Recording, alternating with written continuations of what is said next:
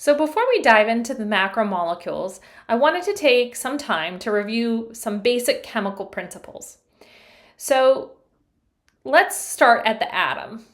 All matter is made up of atoms, and 99% of matter in living organisms is made up from just 6 atoms. Those are carbon, hydrogen, nitrogen, oxygen, phosphorus, and sulfur, otherwise known as CHNOPS. And we're going to focus specifically on carbon and oxygen for a lot of our discussion today. Atoms also form chemical bonds with each other to form molecules, and these can be relatively simple molecules like carbon dioxide and water, or complex molecules like macromolecules, proteins, nucleic acids. And inside cells, these chemical bonds are also a source of potential energy, and we'll talk more about this later. It's also important to note that 70% of the cell is water, and so molecules inside the cell participate in chemical interactions with water, and these interactions include hydrogen bonds as well as hydrophilic and hydrophobic interactions, and we'll talk more about this in the next video. So let's talk a little bit about the structure of an atom and define some key terms. So atoms are made up of 3 components: protons, which are positively charged, neutrons, which have no charge, and electrons that are negatively charged. And here's how carbon is represented on the periodic table. The smaller number is the atomic number. This is the number of protons found in this particular atom or in this element. And it's unique to each element. So if the number of protons changes, the atom changes. The top number, the bigger number, is the mass number. And this is the number of both protons and neutrons added together. Okay, so the atomic number is going to be that smaller number, and the mass number is the bigger number because the mass is both the protons and the neutrons, which creates the mass. Most atoms here are neutral, and so the number of protons equals the number of electrons. Remember, the protons are positively charged and the electrons are negatively charged, so if the atom is neutral, these will cancel each other out. An ion is an atom that gives up or accepts an electron, and these can be positively or negatively charged. And so chloride ions are a great example of this, or sodium ions, and I'll show those in a little bit. Elements can also come in what are called isotypes. And these are elements with a different number of neutrons. So here you see, here's carbon and carbon. And obviously these both have the same atomic number because they're both carbon. But then the mass number is different. So in this example here, carbon 13, instead of having 6 protons, it has 7 protons. And this carbon has 8 protons. And if you see on the periodic table, if you look up some periodic tables, the atomic weight is actually the average mass of naturally occurring isotypes in Daltons. And so if you look at most periodic tables for carbon, it'll show it as 12.01 because the carbon 12 isotype is the most abundant. And we'll work a little bit more with isotypes in class. So let's move on now to the structure of the atom. So how are the protons and electrons arranged in an atom? So in the atomic nucleus, this is where the protons and the neutrons are clustered together. So this is our atomic nucleus. Moving out from the atomic nucleus are the electrons, and the electrons move in regions called orbitals. Okay, so here's an orbital, and every orbital can hold 2 electrons. So this innermost shell here, okay, this is called an electron shell, and we're going to number this innermost shell 1, okay? And the innermost shell, it can only hold one orbital or 2 electrons. And then the outermost shell, right, this is electron shell number 2, this can have 4 orbitals and hold 8 electrons. The outermost shell is also called the valence shell because these are the electrons that can participate in chemical bonds. So electrons in the shell are called the valence electrons. And so here, this is an unpaired orbital. And so this electron can be shared in a chemical bond with another atom. And so can this one, it's unpaired, and so can this one, and so can this one. And so this carbon can create 4 covalent bonds in which to share electrons. So here's it's a quick periodic table. And if we take a look at nitrogen here, nitrogen has 7 electrons,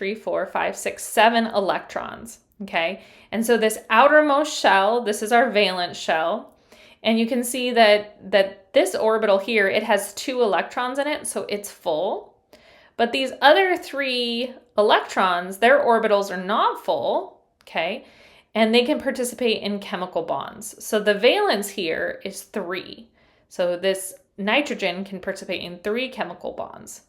And carbon, as I pointed out, can participate in 4, and oxygen can participate in 2. So that's how the valence is related to the types of chemical bonds and the number of chemical bonds any given atom can form. So in class, just as a preview, you should be able, when given either the mass number or the atomic number, to draw the atomic structure, and we'll get a lot of practice with this. So we call 2 or more atoms that are chemically joined together in a covalent bond, we call these molecules. And we can have small molecules or we can have larger molecules like the macromolecules. And examples of molecules are CO2, oxygen gas, or H2. Compounds specifically refer to 2 or more different atoms that are chemically joined. So oxygen gas isn't a compound because it's just the same atom, but CO2 would be a compound. For the most part, I'm going to refer to small molecules and everything just kind of under the umbrella of molecules, but this kind of helps you, if you come across these terms, this is the difference. Okay, so let's talk more about the types of chemical bonds that can form, and we're just going to look at them in small molecules. And we're going to focus on 4 types of bonds: covalent, ionic, hydrogen, and a type of interaction called van der Waals forces. Okay, so the covalent bond is the strongest chemical bond. And it's defined as electrons when electrons are shared between 2 atoms. And so the number of unpaired valence electrons determines the number of chemical bonds that can form, as I said in the last slide. So these types of bonds can be broken down into 2 types. The first type is the nonpolar covalent bond. And in this bond, let's see, we have 2 hydrogen atoms. And they each have an unpaired valence electron. And they can form a covalent bond. So now these 2 electrons are being shared between these 2 atoms, but they're shared equally. And what that means is that these 2 atoms spend an equal amount of time around this hydrogen atom as well as this hydrogen atom. So they're shared evenly. The other type of covalent bond is called a polar covalent bond.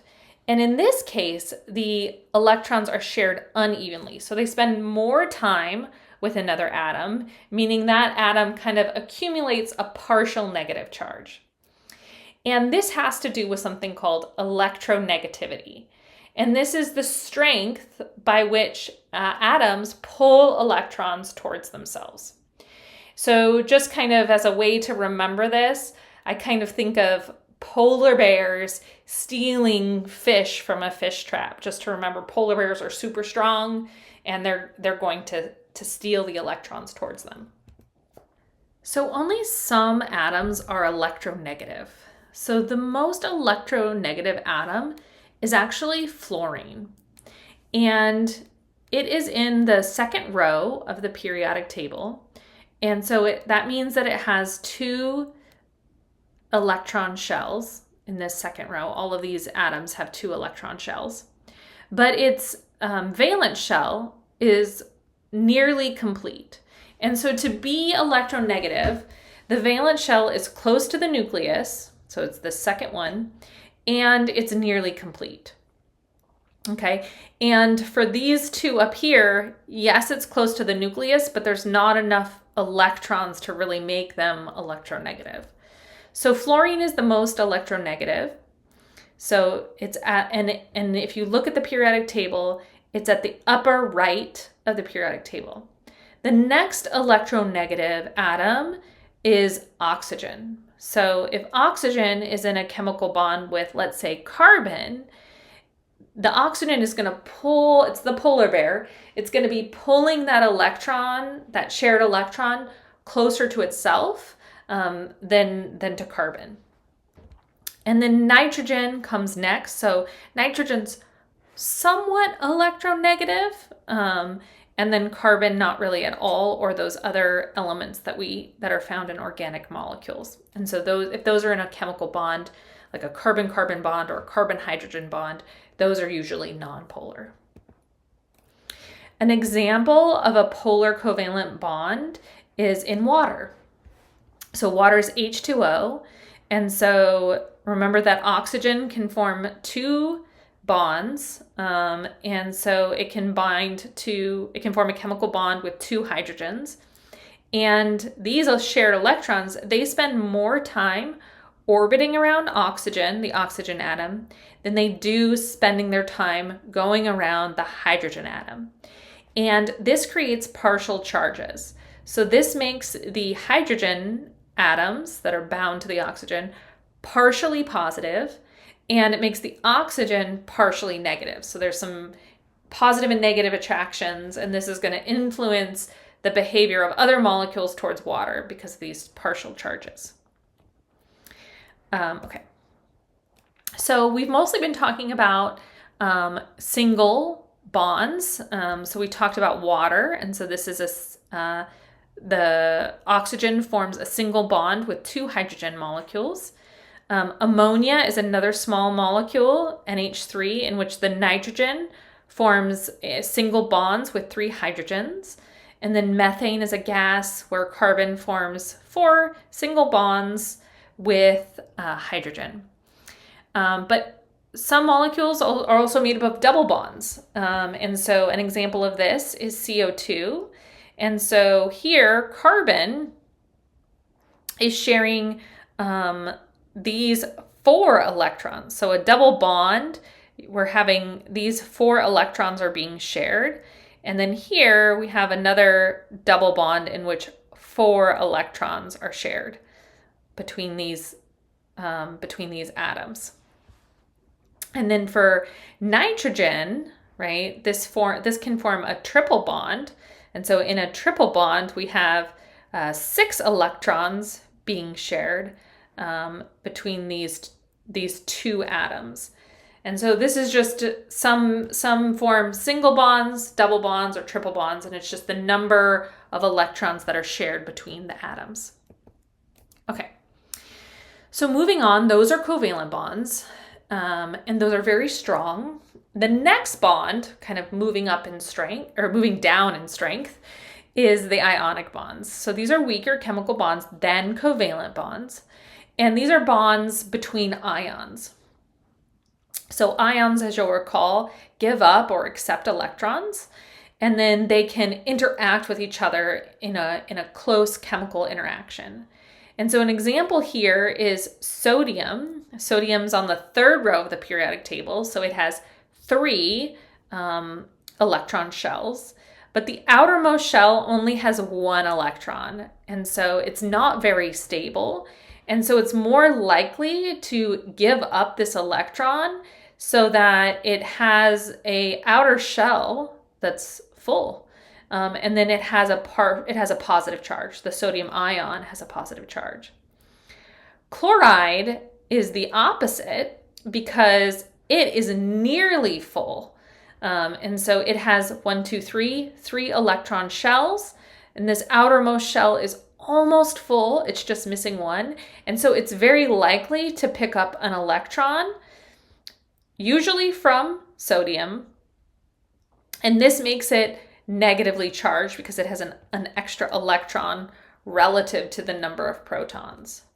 And then these two ions will become attracted to each other because one's positive and one's negative, and that creates a chemical attraction. So the last interaction I'll talk about for this video, because in the next video we're going to talk a lot more about hydrogen bonds and interactions with water, is van der Waals forces. And these are this is a weak chemical bond, and it might be a weak interaction, but over the relative length of the molecule, of a large molecule, it can become very strong. And so what is van der Waals forces? So we've been talking as if electrons are kind of rotating always in a circular orbit, but electrons may actually transiently shift to one side of the atomic nucleus, and this can also generate a partial charge. And so here, all the electrons in this fake atom here have shifted to the left, and so on this side of the molecule, it's got a partial negative charge, and this side of the molecule has a partial positive charge. And then this atom here can interact in a van der Waals forces with another atom kind of experiencing this transient shift. And so this can really kind of strengthen interactions across a large molecule. So in summary, matter, both living and non-living, is made up of atoms. And atoms have a distinct structure with protons, neutrons, and electrons. And bonds form between those atoms to create simple molecules that they laid the foundation for cells to build, and to build larger molecules like the macromolecules. And this is just to review here. We have this spectrum here of electron sharing. And so we have non-polar covalent bonds that the electrons are shared completely. And then we have this spectrum here where the electrons are shared but unevenly. And then we have ionic bonds in which the electrons are completely transferred to one of the other atoms in that chemical interaction. So that's it for this video, and you can move on to the next one about water. Thanks, bye.